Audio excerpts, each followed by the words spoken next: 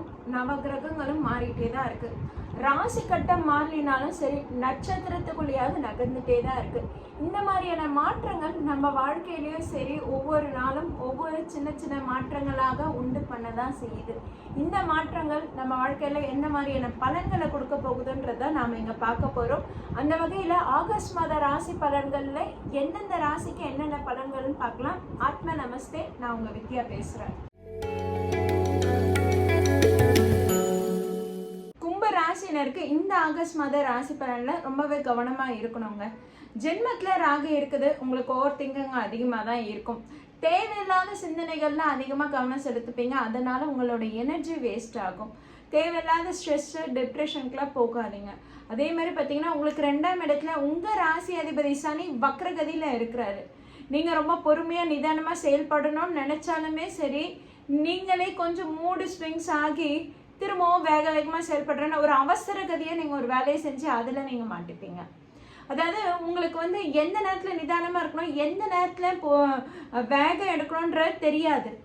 ஏன்னா உங்கள் ராசிக்குள்ள ஜென்மத்தில் ராகு உட்காந்துருக்காரு. அதே மாதிரி பார்த்தீங்கன்னா குரு 6ஆம் இடத்துல மறைவு ஸ்தானத்தில் இருக்குது.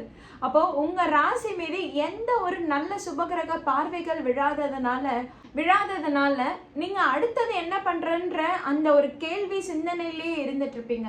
அடுத்து என்ன செய்யறதுன்னு தெரியலையே, என்னடா இது இவ்வளோ பிளாங்காக இருக்குது, நம்ம அடுத்து என்ன பண்ணலாம். ஏன்னா உங்கள் ராசி அதிபதி சனியும் வக்ரகதியில் இருக்காரு.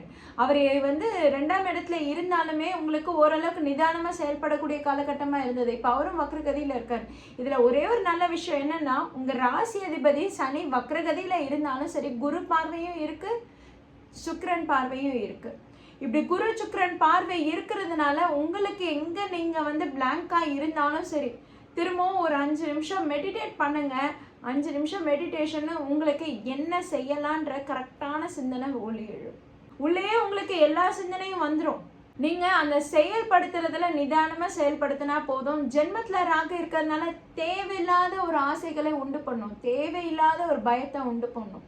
அப்போ நம்ம புதுசா ஏதாவது ஒரு முயற்சி எடுக்கும் போது இது தேவையான்னு நம்ம யோசிக்கணும். நம்ம இப்ப வேலையில இந்த மாற்றம் நம்ம கண்டிப்பா செய்யணுமான்னு யோசிக்கணும். ஏன்னா உங்களுக்கு 6ஆம் இடத்துல குருவோட சூரியன் இணைவு பெற்று இருக்கிறாரு இந்த மாத தொடக்கத்துல இருந்து. ஆகஸ்ட் 17க்கு அப்புறம் அவர் உங்களுக்கு 7ஆம் இடத்துல இருந்தாலும் அங்கு கேதுவோட இணைவு பெறுறாரு.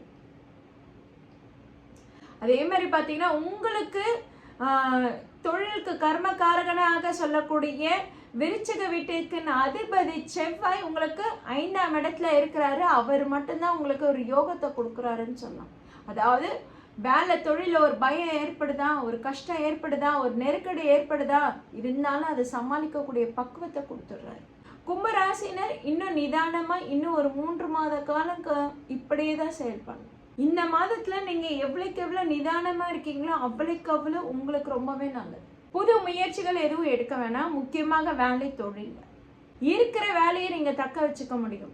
புதுசா வேலை தொடங்கி புதுசா நான் வேற ஒரு இடத்துல வேலை மாற்றம் ஏற்படுமா அப்படின்னு காத்துட்டு இருக்கீங்கன்னா கண்டிப்பா அதற்கான காலம் கிடையாது. உணர்ச்சி வசப்படாம நிதானமா முடிவுகள் எடுங்க. வேலையில ஒரு ஸ்ட்ரெஸ் இருக்கதான் செய்யும், தொழில ஒரு ஸ்ட்ரெஸ் இருக்கதான் செய்யும், தொழில கடன் வாங்கக்கூடிய சூழ்நிலை அமைப்பு உண்டாக தான் செய்யும். அப்போ பட்ஜெட் போட்டு செலவு பண்ணுங்க. அப்போ நம்ம லோன் எடுக்க போறோம், யாருக்கிட்டனா கடன் வாங்க போறோம்னா 2த்துக்கு 3 வாட்டி வெரிஃபை பண்ணிக்கோங்க. நிதானமா யோசிங்க. யோசிச்சு அந்த கடன் வாங்கறதுக்கான அமைப்புக்கு போங்க. ஏன்னா ஜென்மத்தில் இருக்கும் ராகு உங்களை தேவையில்லாத விஷயத்துல அதிகமா இன்வெஸ்ட் பண்ண வைக்கும். கும்ப ராசினருக்கு இந்த காலகட்டத்தில் லவ் அண்ட் ரிலேஷன்ஷிப்ல அந்த அளவுக்கு ரொம்ப யோகம் தரக்கூடியதா இல்லை.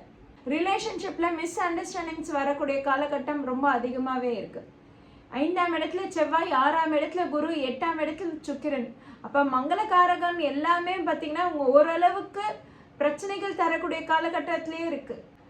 நீங்க எடுக்கக்கூடிய முயற்சிகள், நீங்கள் ரிலேஷன்ஷிப்பை சரி பண்ணலாம், நீங்க எடுக்கக்கூடிய முயற்சிகள் கூட தோல்வி அடையலாம். கும்பராசினருக்கு மேரேஜுக்காக காத்துட்டு இருக்கீங்கன்னா இன்னும் ஒரு 2 மாசம் கூட காத்துட்டு இருக்கலாம். ஏன்னா குரு அதிசாரமா உங்களுக்கு 7ஆம் இடத்துல பயிற்சி எடுக்கும்போது அப்போ உங்களுக்கு நல்ல வரன் வரக்கூடிய யோகம் இருக்குது. 6ஆம் இடத்தில் குருவும் 8ஆம் இடத்துல சுக்கிரனும் இருக்கும்போது நீங்க எதிர்பார்க்கக்கூடிய வரன்ன்றது இந்த மாதத்துல கிடைக்காது. அதனால 2 மாதம் நீங்க பொறுமையா இருந்தீங்கன்னா குருவும் சுக்கிரனும் மாற்றம் ஏற்படும் போது உங்களுக்கு நல்ல வரனாவே வரும். ஃபேமிலியில் கூட கொஞ்சம் விட்டு கொடுத்து போங்க, ரொம்பவே நல்லது. உங்களுக்கு குரு பார்வை சுக்கிரன் பார்வை இருந்தாலும் சனி வக்ரகதியில் 2ஆம் இடத்துல இருக்கிறாரு. உங்களுடைய அவசர புத்தினால நீங்கள் எடுக்கக்கூடிய புது முயற்சிகளினால, நீங்கள் எடுக்கக்கூடிய அவசர முடிவுனால, புது புது முயற்சினால உங்களுக்கு தேவையில்லாத சிக்கல்களை கூட உண்டாக்கலாம் குடும்பத்தில். குரு பார்வையும் சுக்கிரன் பார்வையும் இருக்குன்றனால அப்போ பெரியவங்களோட அனுகிரகம், பெரியவங்களோட ஆலோசனை எடுத்துக்கும் போது உங்களுக்கு நல்ல விஷயமா அந்த குடும்பத்தில் நல்ல செய்திகளும் உண்டாகும். பிரிந்த கணவன் மனைவியினர் ஒற்றுமை சேரக்கூடிய காலகட்டம் இருக்குது. அதை நீங்கள் சரியாக பயன்படுத்திக்கோங்க. வார்த்தைகளில் ரொம்ப கவனமாக பயன்படுத்துங்க. சனி வக்ரகதியில் இருக்கிறதுனால மூட் ஸ்விங்ஸ் அதிகமாக ஏற்பட தான் செய்யும். எந்த இடத்துல நிதானமாக இருக்கணும், எந்த இடத்துல அவசரப்படணும், எந்த இடத்துல வேகம் காட்டணும் அப்படின்ற எதுவுமே தெரியாமல் நீங்களாம் என்ன ஏதாவது ஒன்று பண்ணும்போது அது தேவையில்லாத ஒரு பிரச்சனையில் மாட்ட வைக்கும்.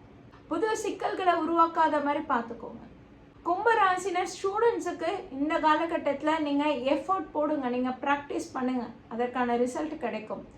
குருவுடன் புதனும் 6ஆம் இடத்துல இணைவு பெற்றிருக்கு. காம்படிட்டிவ் எக்ஸாம்லாம் எழுதுனீங்கன்னா நல்ல ரிசல்ட்டு ஸ்கோர் பண்ணலாம். என்ட்ரன்ஸ் எக்ஸாம் எழுதுறீங்கன்னா நல்ல ரிசல்ட் கிடைக்கும். எக்ஸாம்ஸ்லலாம் நல்ல மார்க் எடுக்க முடியும் கும்பராசினருக்கு. நீங்கள் எஃபோர்ட் போடுறத பொறுத்து உங்களோட ரிசல்ட்டுன்றது வரும்.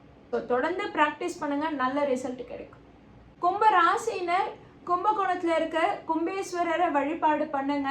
அதுக்கப்புறம் பார்த்தீங்கன்னா உங்களுக்கு பக்கத்தில் இருக்கக்கூடிய சிவன் கோயிலுக்கு பிரதோஷ காலத்தில் போய் வழிபாடு பண்ணிட்டு வாங்க. இந்த ஆகஸ்ட் மாதத்தில் இறை வழிபாடோட நீங்களும் நிதானமாக செயல்பட்டீங்கன்னா உங்களுடைய காரியம் வெற்றியாகும். பொறுமையே உங்களுக்கு ஜெயம்.